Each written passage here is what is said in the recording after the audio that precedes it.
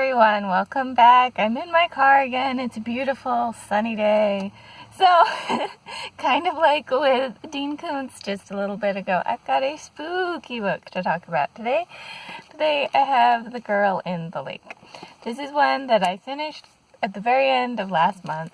And originally it was going to be on my April TBR, but it was due on like the 4th or something of April, so I was like, maybe I should read this before that. And I did manage to finish it, and I have now finally found the time to review it, but I really wanted to talk about this one. This is by India Hill Brown. I previously read it, and I'm pretty sure reviewed on my channel, her first debut book, which was The Forgotten Girl, and I really liked the spooks and things that were going on in that. And then this one is also a little middle grade spooky tale and also very educational. So the general premise of this is that our main character, whose name I've apparently forgotten, Celeste, has failed swimming lessons and now is going to her grandparents' house with her brother and some of her cousins to spend a week there at her grandparents' lakeside home, where potentially she'll be learning to swim in a little more relaxed environment, things like that. It's kind of the goals and all of that are going on within the story.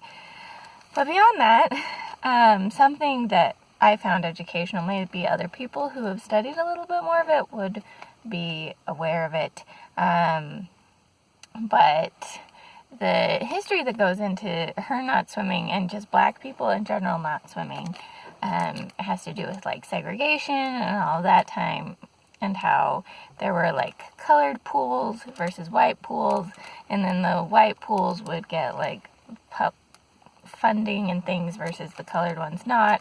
And then even once segregation stopped being a thing, obviously people's prejudices would play into it and try to push them out and would call cops on black people and stuff and be like, they don't belong here, all that kind of thing. So there's all this historical context to it that I just found fascinating and I had not really been super aware of. Obviously I knew about things like segregation having happened and that would have impacted ability for that, but I didn't realize too that some of that would still be so generational even in our modern day.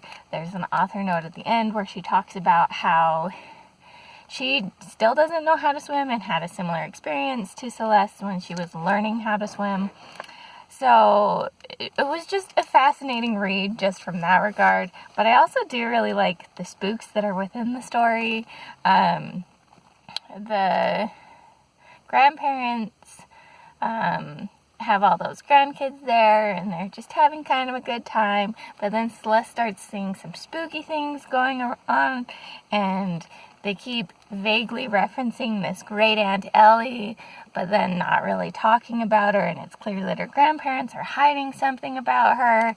And it was just a fun, spooky middle grade kids read in that sense. I will say that a little bit of the motivation and things that we get for the haunting didn't quite match up in my mind in a way that made sense. But it was a lot of fun to read about. Celeste sees pictures of her great aunt, and they're basically like twins and things, so you get some of that ghostly dichotomy of having sort of a doppelganger effect going on with some of the haunting events that happen. And it was just a really unique read, and I really enjoyed it. I'm very happy that I picked it up and that I had picked up The Forgotten Girl originally to help motivate me to be like, yes, I want to read this next one. As soon as I found this one was coming out, I had put it on hold, and then it came, and that's part of why it was due before I could put it onto my April TBR and stuff. But it was a really fun one. I really enjoyed it. If you're looking for a fun little spooky middle grade read, I'd highly recommend this or The Forgotten Girl. They're both really excellent, and honestly, I haven't read a ton of middle grade horror, but all of India Hill's Brown books get a 5-star thumbs up from me, and I hope she keeps writing and doing more of these spooky middle grades. I'd love to read some more of this and hopefully learn some more interesting historical context and things for them too.